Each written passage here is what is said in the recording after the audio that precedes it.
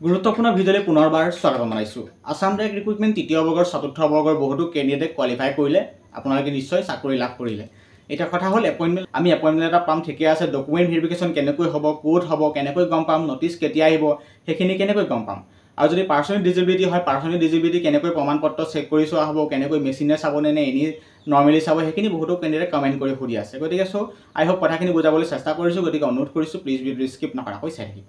সব কথাখিনি বুজিবলৈ চেষ্টা কৰিব। আপুনি থাৰ্ড গ্ৰেডেই হওক বা ফ'ৰ্থ গ্ৰেডেই হওক, সকলোখিনি কেণ্ডিডেটৰ ছিষ্টেম একেখিনি। গতিকে ধৰক মই ছিষ্টেমটো বুজাবলৈ চেষ্টা কৰিছোঁ। আপোনালোকে ইতিমধ্যে গম পায়, আপোনালোকে ডিপাৰ্টমেণ্ট এল'কেশ্যন আহিব দিনত, অট'মেটিক আপোনালোকে চাব পাৰিব নিজৰ যিটো পাছপৰ্ট আছে ছিষ্টেম দি, সেইটো সুন্দৰকৈ চাব পাৰিব আপুনি ডেট অফ বাৰ্থ দি লগ ইন কৰি। তাতে আপুনি গম পাব যে আপুনি কোনটো পোষ্টত চিলেক্ট হৈছে বা কোনটো পোষ্টৰ আপুনি এলিজিবল, তাত সুন্দৰকৈ গম পাব।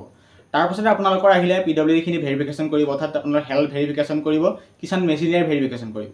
যিখিনি ধৰক তেখেতলোকেতো গম পাবই, তেখেতলোকেতো স্মাৰ্ট হৈ বহিব, যেতিয়া এক্সপাৰ্ট হয় তেখেতলোক।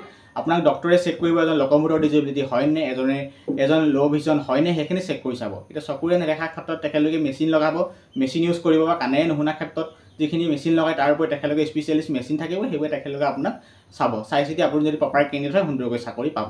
মই আকৌ কৈছোঁ, যিখিনি ধৰক নেচাৰেলি হয়, যিখিনি প্ৰকৃততে জন্মগত হয়, তেখেতলোকে চাকৰি পাব। তেওঁলোকে টেনশ্যন কৰিব নালাগে বা কোনো চিন্তা কৰিব নালাগে। সেইটো মনত ৰাখিব। লিমিট মাৰ্কছটো নিশ্চয় গম পায়, সেই মাৰ্কছৰ ভিতৰতে আপোনাক ৰাখিব, সেইটো কথা মনত ৰাখিব। গতিকে ধৰক এতিয়া কথা হ'ল, মই ক'লোৱেই পাৰ্চনেল ডিজেবিলিটি যদি আপুনি জন্মগত হয়, তেতিয়া আপুনি কোনো চিন্তা কৰিব নালাগে।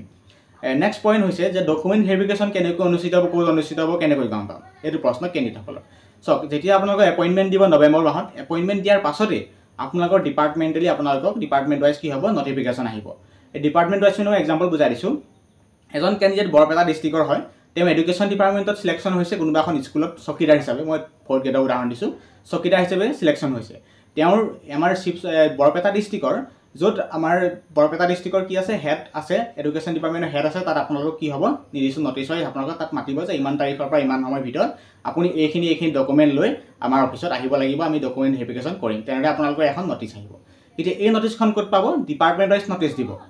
যোৱাবাৰটো ৱেবছাইটত দিয়া নগৈছিলে, ডিপাৰ্টমেণ্ট ৱাইজ ৱেবছাইটত দিছিলে। ধৰক কোনোবা এডুকেশ্যন ডিপাৰ্টমেণ্টত চেক কৰিব লাগিব, কোনোবা ইৰিগেশ্যন বিভাগত চেক কৰিব লাগিব, কোনোবাই ধৰক ছেক্ৰেটেৰিয়েট পাইছে, তেখেতলোকে তাত চাব লাগিব, কোনোবাই ৰেভিনিউ চাৰ্কুলত পাইছে, তেখেতলোকে ৰেভিনিউ চাৰ্কুলত চাব লাগিব।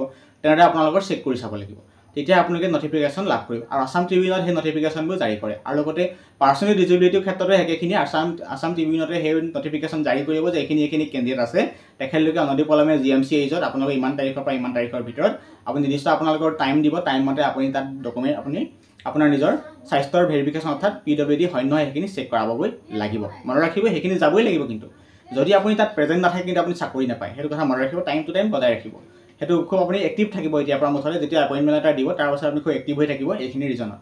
মই ডাউটটো ক্লিয়াৰ কৰিলোঁ। নেক্সট পইণ্ট ডকুমেণ্ট কি লাগিব।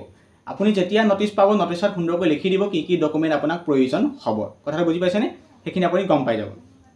তাৰপাছতে হ'ল নেক্সট পইণ্ট আপোনালোকৰ, এতিয়া কিছুমানৰ যোৱাবাৰ কি হৈছিলে, কিছুমান ডিপাৰ্টমেণ্ট ৱাইজ কি বিচাৰিছিলে, ফৰ্মখন বিচাৰিছিলে, যিখন আমি এপ্লিকেশ্যন ফৰ্ম বিচাৰিছিলে। কিছু ডিপাৰ্টমেণ্টে বিচাৰিছিলে আপোনালোকৰ ৰিটেন টেষ্টৰ এডমিট কাৰ্ড, কিছু ডিপাৰ্টমেণ্টে বিচাৰিছে কোৰ্ট ৱাইজ নটাৰী কৰা এখন নটাৰী এখন বিচাৰিছিলে। তেনেকুৱা ডিপাৰ্টমেণ্টে কিছুমান ডকুমেণ্টছ বিচাৰিছিলে যোৱাবাৰ। এইবাৰো তেনেকুৱাই হ'ব। গতিকে আপোনালোকে অকণমান ৱেইট কৰক। আপোনালোকৰ যদি নাম খেলিমেলি হৈছে, কি কৰিব কি নকৰিব, সেইখিনি এইটোতে আপুনি পৰৱৰ্তী পৰ্যায়ত ডিপাৰ্টমেণ্ট যেতিয়া নটিচ আহিব, তেতিয়া সকলোখিনি কথা গম পাই যাব। আই হোপ কথাখিনি সুন্দৰকৈ বুজি পাইছে। মই খুব ভালদৰে বুজাই দিছোঁ, তাতে বহুতো কেণ্ডিডেট কেতিয়াও কনফিউজ নহয়। বুজি পাইছেনে কথাটো? যদি আপুনি এডুকেশ্যন ডিপাৰ্টমেণ্টত চিলেক্ট হৈছে, যিকোনো ডিষ্ট্ৰিক্টৰ এডুকেশ্যন ডিপাৰ্টমেণ্টৰ য'ত বৰ্ড আছে ডিষ্ট্ৰিক্ট ৱাইজ, তাত আপোনাক ডকুমেণ্ট ভেৰিফিকেশ্যন কৰিবলৈ মাতিব। ইৰিগেশ্যন য'ত ডিষ্ট্ৰিক্ট ৱাইজ বৰ্ড আছে, সেই আপোনাৰ ডিষ্ট্ৰিক্ট ৱাইজ য'ত হেড অফিচ আছে, তাত আপোনাক মাতিব। তাতে আপোনাৰ ডকুমেণ্ট ভেৰিফিকেশ্যন অনুষ্ঠিত হ'ব। একেদিনাই অনুষ্ঠিত হ'ব, বা বেছি হ'লে আপোনাৰ 2 এদিন লাগিব পাৰে। নটিচত মুঠতে সেইখিনি কথা আপুনি A to Z গম পাই যাব। আই হোপ সুন্দৰকৈ কথাখিনি বুজি পাইছে।